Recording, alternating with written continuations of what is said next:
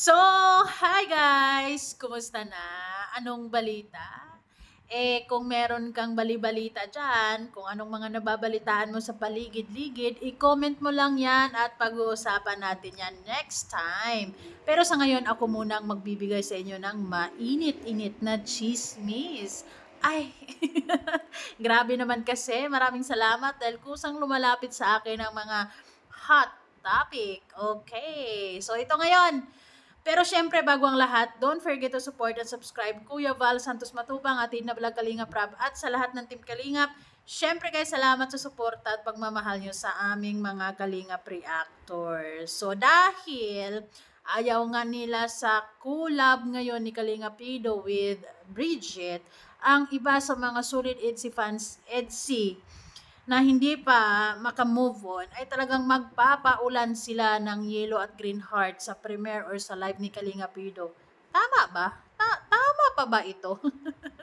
Anong masasabi nyo? Okay, so ito ay opinion lamang.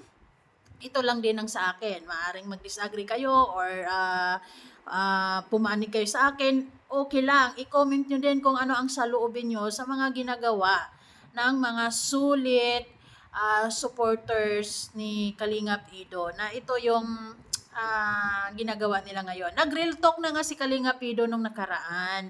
Kasi ang gusto ni Kalingap Ido na sana sa mga taong nagsasabing sulit sumuporta sa kanya, sulit supporters ko no, ay sana susuportahan natin kung anong nandiyan kay Kalingap Ido. Lalong-lalo na sa pagkakaintindi ko kasi, kapag kasi sinasabi mong sulit supporters ka, kung anong meron dyan, dapat yung comment mo ay related sa premiere ni Kalingap Ido or sa live ni Kalingap Ido. Yang pinauso nila na ENV, Empower for Victory, I believe na hindi na yan kailangan. I believe na irrelevant yan at hindi na necessary kasi tapos na ang laban dyan. 'Di ba? So, maaring suportahan nyo pa rin sila sa isa't isa, pero individually na.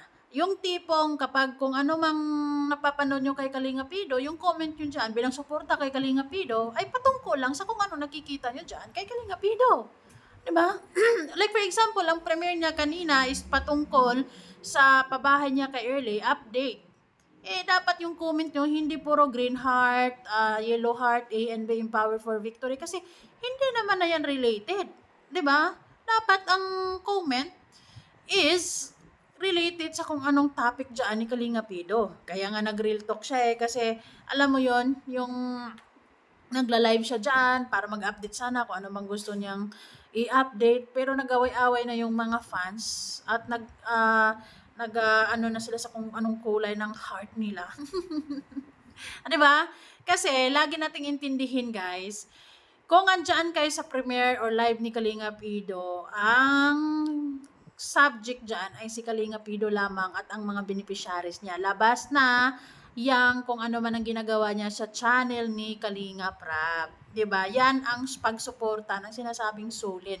Hindi ko masasabing sulit kapag demanding pa rin kayo na sana na magkatuluyan ng dalawa. Wala na nga, tapos na. Tsaka isa pa, bakit nyo laging ididikit yung V kay E na si V, anti-kalingap na nga, tsaka si Kalingap Ido, kalingap. At tinapos na nga nila talaga ang ugnayan nila sa isa't isa. So, sana malinaw yan sa mga fans, di ba?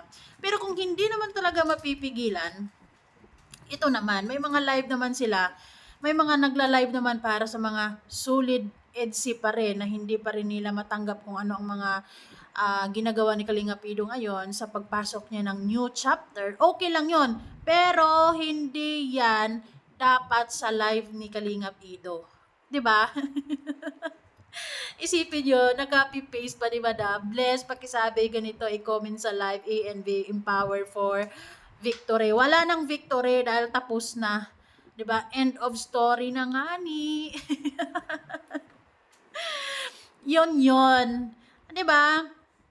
Ang ibig sabihin kasi ng solid na sumusuporta or solid supporter, kung anong ginagawa dyan ni Kalinga Pido, pag-charity or kung ano man ang topic niya sa mga live niya, yun lang dapat, related lang yung comment nyo, hindi related sa ibang bagay. 'Di ba? Sabi nga ni Kalinga Pido sa live niya, dapat yung mga comment or yung mga katanungan niya sa live niya ay pangkaraniwan tungkol sa kanya or tungkol sa mga beneficiaries niya.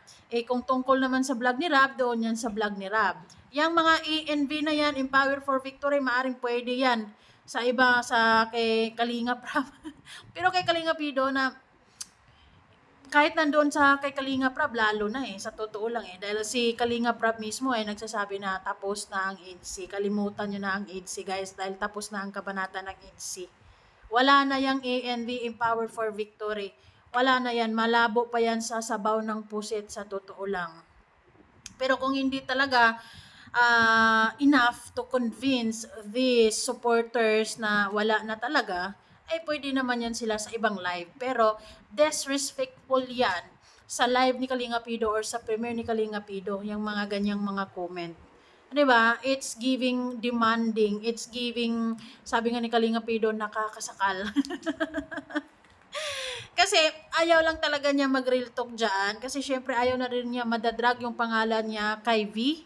Ayaw na rin niya sigurong maidikit yung pangalan niya kay V. Kung sana pwede lang niyang sabihin yon. Na huwag niyo na akong ididikit sa kanya kasi imbis na magkaroon tayo ng katahimikan, hindi, mas lalong magiging magulo. Every time na mababalitaan ng mga nasa team nila na dumidikit si Kalinga Pido, didikit niya pa si Kalinga Pido ang napapasama.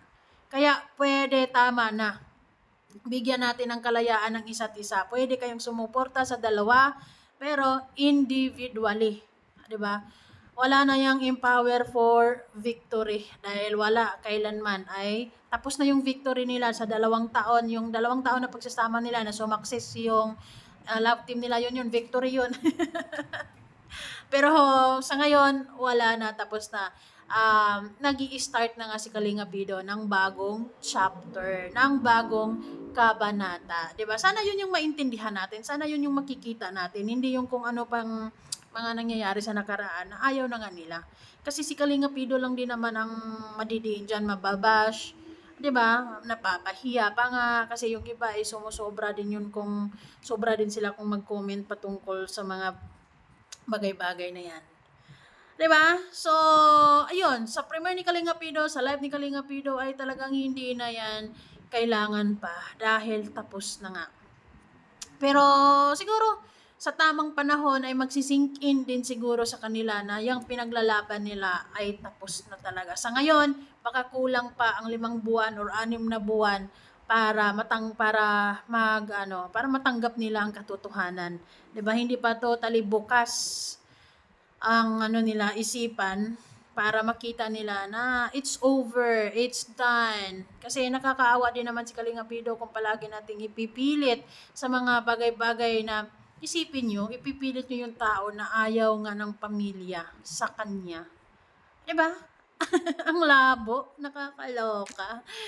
So, ayun, kung sumusuporta talaga sila kay Kalinga Pido, kung ano man ang premiere ni Kalinga Pido dyan, kung patungkol sa pabahay, patungkol sa kung ano mang mga update sa mga beneficiary dyan, dapat yung comments nyo ay related sa premiere or sa live or sa topic ni Kalinga Pido. Hindi na yung ipagsiksikan yung ENV, Empower for Victory. Yun ay, ito ay opinion ko lamang.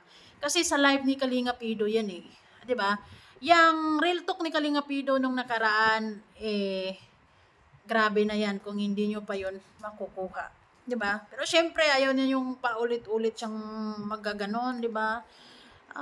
Tayo na lang din ang umintindi. Kasi sa totoo lang, gusto din talagang sabihin siguro ni Kalinga Pido na tama na, tapos na.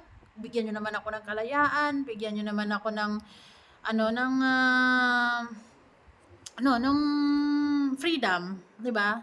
Na mag-start muli ng bagong kabanata ng buhay niya. Kasi ang EDC, tapos na. Wala na.